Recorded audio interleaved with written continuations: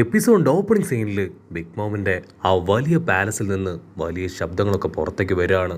ആൾക്കാരുടെ നിലവിളി, ബഹളം, അതുപോലെ തന്നെ ബോംബ് പൊട്ടുന്ന സൗണ്ട്. അപ്പൊ അവിടുന്ന് അങ്ങനെ സൂം ചെയ്ത് പാലസിന്റെ ഉൾഭാഗം കാണിക്കും. അവിടെയാണെങ്കിൽ പെട്രോ അവന്റെ കയ്യിൽ കിട്ടിയതും മുൻപിൽ കണ്ടവരുമായ ബിഗ് മോമിന്റെ എല്ലാ അസിസ്റ്റൻസിനെയും തല്ലി തല്ലി കൊല്ലുകയാണ്.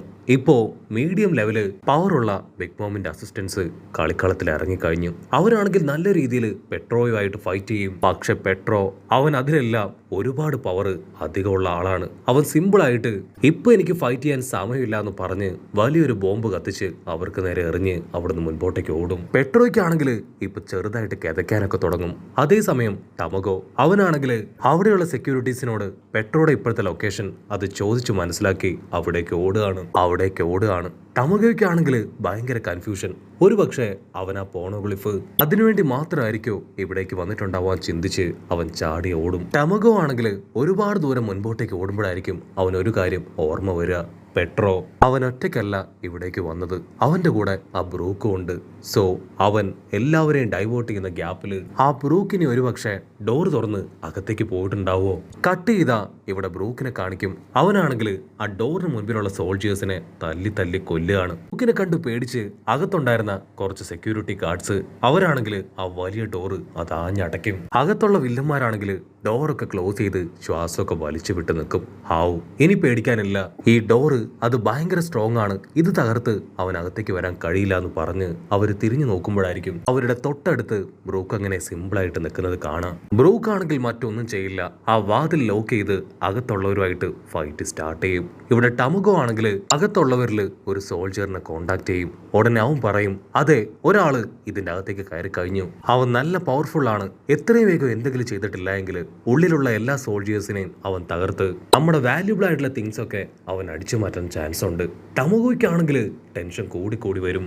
നമ്മുടെ ആൾക്കാർ ബുദ്ധിപരമായിട്ട് ടമഗോയെ പറ്റിച്ചു എന്ന് മനസ്സിലാക്കിയ ടമഗോ അവനാണെങ്കിൽ ട്രഷർ റൂം നോക്കി ഓടും.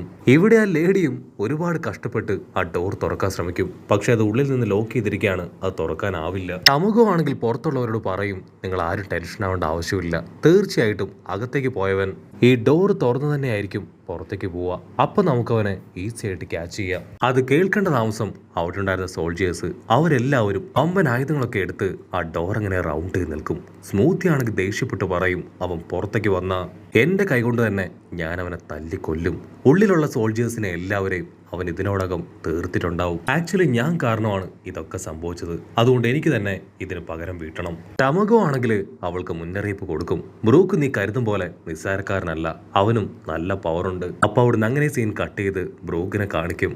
അവനാണെങ്കിൽ ആ വില്ലന്മാരുമായിട്ട് പൊരിഞ്ഞ അടിയിടി ബാളം. വില്ലന്മാരെല്ലാവരും വലിയ വെപ്പൻസ് ഒക്കെ എടുത്ത് അവർ നേരെ ചാടി വീഴും. അടുത്ത നിമിഷം ബ്രൂക്ക് ഒരു ഗിറ്റാർ എടുത്ത് വായിക്കാനായിട്ട് തുടങ്ങും. ഉടനെ പച്ചക്കടലിൽ ഒരു പവർ അങ്ങനെ റിലീസായി അവർക്ക് നേരെ വരികയാണ്. ഞാനൊരു സോൾ കിങ് ആണെന്ന് പറഞ്ഞ് ബ്രൂക്ക് അവരുടെ എല്ലാവരുടെയും ബോഡിയിലുള്ള സോളിനെ അബ്സോർബ് ചെയ്തെടുത്ത് ഇൻഫ്യൂസ് ചെയ്ത് അങ്ങനെ താഴേക്ക് ഇടുകയാണ്. അങ്ങനെ കാറ്റ് പോയ വില്ലന്മാരുടെ നടുവിൽ നമ്മുടെ ബ്രൂക്ക് അവൻ ഗിറ്റാറൊക്കെ വായിച്ച് നല്ല സ്റ്റൈലായിട്ട് പോസ് ചെയ്ത് നിൽക്കും. അവിടുന്ന് അങ്ങനെ സീൻ കട്ട് ചെയ്ത് സാഞ്ചിയെ കാണിക്കും. സാഞ്ചി ആണെങ്കിൽ ഇപ്പൊ വല്ലാത്തൊരു കൺഫ്യൂഷനിലാണ്. എങ്ങനെ പൊട്ടിങ്ങിനെ ഹാപ്പി ആക്കാം, ഇംപ്രസ് ചെയ്യാം, അത് മാത്രമാണ് അവന്റെ മനസ്സിൽ. ഗേൾസിന് ഫ്ലവേഴ്സ് ഭയങ്കര ഇഷ്ടമാണ്, പക്ഷേ ഈ ഒരു സമയത്ത് ഫ്ലവേഴ്സ് എവിടെ കിട്ടുമെന്ന് അവൻ അറിയില്ല. അവൻ ആ കാര്യം അവിടെ ഉണ്ടായിരുന്ന ഒരു സോൾജിയറിനോട് പറയും. അതിന് സോൾജിയർ പറയും, അതിന് കുഴപ്പമൊന്നുമില്ല, ഇവിടെ കോർട്ട്യാർഡിൽ ഇഷ്ടംപോലെ ഫ്ലവേഴ്സ് ഉണ്ട്, നിങ്ങൾ അവിടേക്ക് പോവുകയാണെങ്കിൽ നിങ്ങൾക്ക് നിങ്ങളുടെ മനസ്സിന് ഇഷ്ടപ്പെട്ട ഫ്ലവേഴ്സ് അവിടുന്ന് നിങ്ങൾക്ക് കണ്ടെത്താനായിട്ട് കഴിയും. അത് കേട്ട് നമ്മുടെ സാഞ്ചി അവൻ ഡബിൾ ഹാപ്പിയായി കാവടി തുള്ളി കോർട്ട്യാർഡിലേക്ക് പോകും. അതേസമയം ആ മിറർ ഡയമെൻഷനിൽ നമ്മുടെ ക്യാരറ്റിനെ കാണിക്കും. അവളെ ആണെങ്കിൽ ആ വില്ലത്തിയും ബാക്കിയുള്ള വില്ലന്മാരും ചേർന്ന് തിളയ്ക്കുന്ന വെള്ളത്തിലേക്ക് ഇട്ട് അവളെ പുഴുങ്ങിയെടുക്കാൻ തയ്യാറായിട്ട് നിൽക്കുകയാണ്. ചുറ്റുമുള്ളവർക്ക് എല്ലാവർക്കും ഭയങ്കര ആക്രാന്തം. അവരാദ്യമായിട്ടാണ് ഓയിലിറച്ചി അത് കഴിക്കാൻ പോകുന്നത്. ക്യാരറ്റ് ആണെങ്കിൽ വിളിച്ചു പറയും, പ്ലീസ് ദയവ് ചെയ്ത് എന്നെ ഇറക്കി വിട്, എൻ്റെ മീറ്റിന് വലിയ ടേസ്റ്റ് ഒന്നുമില്ല, അത് കഴിക്കുമ്പോൾ തന്നെ നിങ്ങൾക്ക് ഇറിറ്റേഷൻ സ്റ്റാർട്ട് ചെയ്യും, സോ പ്ലീസ് ഇപ്പോഴെങ്കിലും ഞാൻ പറയുന്നത് കേൾക്ക്. ബ്രൂലി ആണെങ്കിൽ ക്യാരറ്റിന്റെ നിസ്സഹായ അവസ്ഥ കണ്ട് ചിരിക്കുകയാണ്.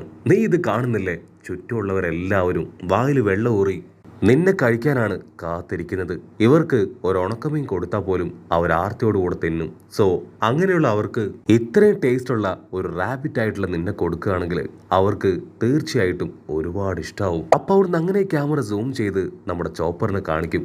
ചോപ്പർ ആണെങ്കിൽ ഇപ്പോൾ ക്യാരറ്റിനെയും ആ വില്ലത്തെയും നോക്കി ചിരിക്കുകയാണ്. കാരണം ആ വില്ലത്തെയും വില്ലന്മാരും അവരെല്ലാവരും ക്യാരറ്റ് ആണെന്ന് കരുതി മുകളിൽ കെട്ടിത്തൂക്കി ഇട്ടിരിക്കുന്നത് ക്യാരറ്റിന്റെ ഒരു ക്ലൗണിനെയാണ്. അത് സത്യത്തിൽ ഒരു ഫ്രോഗാണ്.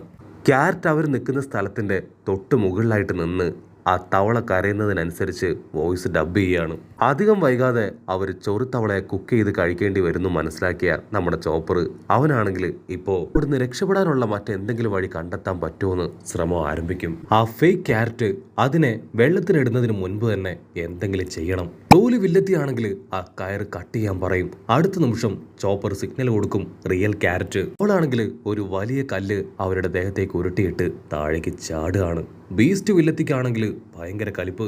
അവരെ എല്ലാവരെയും ഇത്രയും നേരം മണ്ടന്മാരാക്കി റിയൽ ക്യാരറ്റ് അവൾ ഒളിച്ചിരിക്കുകയായിരുന്നു. മാത്രമല്ല ചോപ്പറും കറക്റ്റായിട്ട് പ്ലാൻ ചെയ്തുകൊണ്ടേയിരുന്നു. റിയൽ ക്യാരറ്റ് ആണെങ്കിൽ ഇപ്പം ആ ഒരു കയറിൽ തൂങ്ങിയാടി വരും. അത് കണ്ട ബ്രൂലി വില്ലത്തി ആ കയർ കട്ട് ചെയ്യും. പക്ഷെ നമ്മുടെ ക്യാരറ്റ് അവൾ ബുദ്ധിപരമായിട്ട് അങ്ങനെ ചാടി വന്ന് ആ വലിയ അണ്ടാവിൽ ആഞ്ഞു ചവിട്ടും. അതിനുണ്ടായിരുന്ന തിളച്ച വെള്ളം അത് ബ്രൂലിയുടെ ദേഹത്തേക്ക് മുഴുവനായിട്ട് മറിയുകയാണ്. ഇവിടെ ചോപ്പറാണെങ്കിൽ ഞൊടിയടയിൽ അവന്റെ സൈസ് അത് ചെറുതാക്കി മാറ്റി ആ ചെയിനിൽ നിന്ന് രക്ഷപ്പെടും. അതിനുശേഷം റംബിൾ ബോൾ കഴിച്ച് അവന്റെ ബോഡി അത് ജയന്റാക്കി മാറ്റി അറ്റാക്ക് ചെയ്യാനായിട്ട് തുടങ്ങുകയാണ്. അങ്ങനെ സീൻ കട്ട് ചെയ്ത ആ ലൈബ്രറി കാണിക്കും. അവിടെയാണെങ്കിൽ ബുക്കിൽ പെട്ടുകിടക്കുന്ന ലൂഫി അവന്റെ കയ്യിലടിച്ച ആണി അതവന്റെ മാക്സിമം എഫേർട്ട് ഇട്ട് എങ്ങനെയെങ്കിലും വലിച്ചൂരാനായിട്ട് ശ്രമിച്ചുകൊണ്ടേയിരിക്കും. ലൂഫി ഒരുപാട് നേരം കഷ്ടപ്പെട്ട ആ ആണിയിൽ പിടിച്ച് വലിച്ചിട്ടും അത് പറഞ്ഞു വരില്ല. ക്രീംമാൻ ആണെങ്കിൽ അവിടെ ഒരു ചെയറിട്ട് അതിൽ കാലുമേ കാലൊക്കെ കയറ്റി വെച്ചിരിക്കുകയാണ്. അപ്പോഴായിരിക്കും സാക്ഷാൽ പുട്ടിങ് അവൾ അവിടേക്ക് ഓടി വരിക. പുട്ടിങ്ങിനെ കാണേണ്ട താമസം ലൂഫി വിളിച്ചു പറയും, പുട്ടിങ് ഓടി വായോ, ഈ സെല്ല് അതെങ്ങനെയെങ്കിലും ഓപ്പൺ ചെയ്ത് ഞങ്ങൾ രക്ഷപ്പെടുത്ത്. അത് കേട്ട് നാമിയാണെങ്കിൽ ലൂഫിയോട് ദേഷ്യപ്പെടും. നീ എന്തായി ചെയ്യണേ? അവളാണ് നമ്മളെ ഹെൽപ്പ് ചെയ്യുന്നതെന്ന് അറിഞ്ഞ അവൾക്ക് അത് വലിയ പ്രശ്നമാണ്. പുട്ടിങ് ആണെങ്കിൽ അവിടെയുള്ള സെക്യൂരിറ്റീസിനോട് പറയും, ലൂഫിയോടും നാമിയോടും എനിക്ക് അല്പസമയം സംസാരിക്കണം. അതിനവര് ഒരു ബുക്ക് മാർക്ക് വെച്ച് അവളെ അകത്തേക്ക് കയറ്റി വിടും. അവളാണെങ്കിൽ ലൂഫിയോടും നാമിയോടും പറയും, ഐ എം സോറി, നിങ്ങൾക്ക് തന്ന വാക്കൊന്നും എനിക്ക് പാലിക്കാനായിട്ട് പറ്റിയില്ല. എൻ്റെ ബ്രദേഴ്സും സിസ്റ്റേഴ്സും ഒക്കെ ചേർന്ന് നിങ്ങൾ ഒരുപാട് തല്ലിയല്ലേ.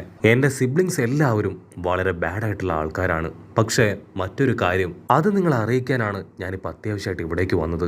സാഞ്ചി അവൻ എന്നെ കല്യാണം കഴിക്കാൻ സമ്മതിച്ചു. അവന് ഇഷ്ടമാണെന്ന് പറഞ്ഞ് അവൾ ചിരിക്കും. അത് കേട്ട് നമ്മുടെ ആൾക്കാർ വണ്ടറടിക്കുകയാണ്. അതേസമയം ഇവിടെ സാഞ്ചി അവൻ പൂന്തോട്ടത്തിൽ നിന്ന് ഒരു മുള്ളു പോലും ഇല്ലാതെ പൂക്കൾ ശേഖരിച്ചുകൊണ്ടേയിരിക്കുകയാണ്. മറ്റൊരു ഭാഗത്ത് നമ്മുടെ ആൾക്കാർ അവരാ ന്യൂസ് കേട്ട് ഷോക്കാവുന്നതോടുകൂടെ ഈ ഒരു എപ്പിസോഡും അവസാനിക്കുന്നു.